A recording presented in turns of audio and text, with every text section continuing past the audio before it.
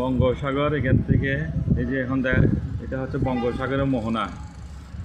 চট্টগ্রাম বন্দরের বহির্নোঙর, এখানে শত শত জাহাজ নোঙর করে আছে খালাসের অপেক্ষায়। আর এটা হচ্ছে চট্টগ্রাম সিপিজেড, বাংলাদেশের অর্থনীতির অন্যতম রাজস্ব যোগানদাতা চট্টগ্রাম সিপিজেড।